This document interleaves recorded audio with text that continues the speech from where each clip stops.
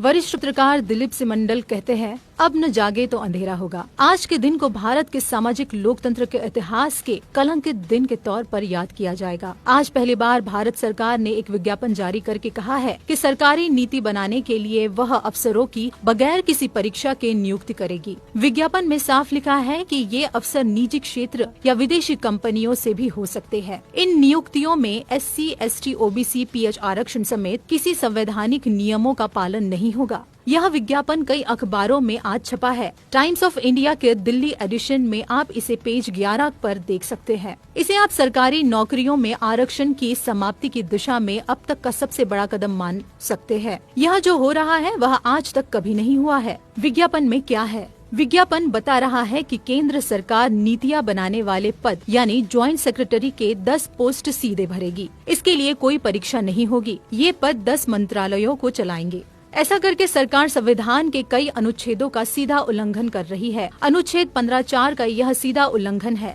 जिसमें प्रावधान है कि सरकार वंचितों के लिए विशेष प्रावधान करेगी। अनुच्छेद 16(4) में लिखा है कि सरकार के किसी भी स्तर पर अगर वंचित समुदायों के लोग पर्याप्त संख्या में नहीं है तो उन्हें आरक्षण दिया जाएगा।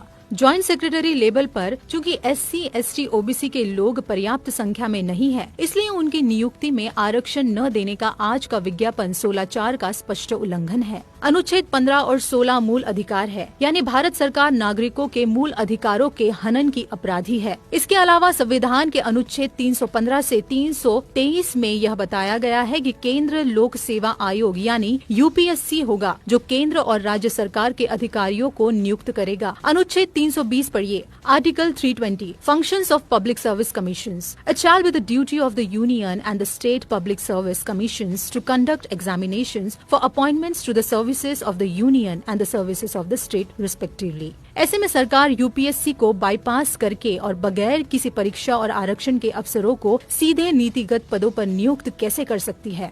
मेरा निवेदन है कि यह मामला जटिल है, लेकिन बहुत बड़ा है। आम जनता को इसे समझाने के लिए बहुत मेहनत लगेगी, तभी वह सरकार पर दबाव डालने के लिए आगे आएगी। यह काम समाज के प्रबुद्ध यानी पढ़े लिखे लोगों का है। कृपया संविधान को बचाइए, आरक्षण अपने आप बच जाएगा। अगर आज सरकार ज्वाइंट सेक्रेटरी की नियुक्ति बिना परीक्षा और बिना आरक्षण के कर ले गई, तो आगे चलकर क्या हो सकता है, आप इसकी कल्पना कर सकते हैं। बीजेपी RSS आरक्षण खत्म करने की घोषणा कभी नहीं करेगी। वह ऐसा ही शातिर तरीके से आरक्षण को बेअसर कर देगी। फिर आपको भी लगेगा कि आरक्षण से कुछ होता तो है नहीं। इसके बाद की कहानी आप समझते ही हैं।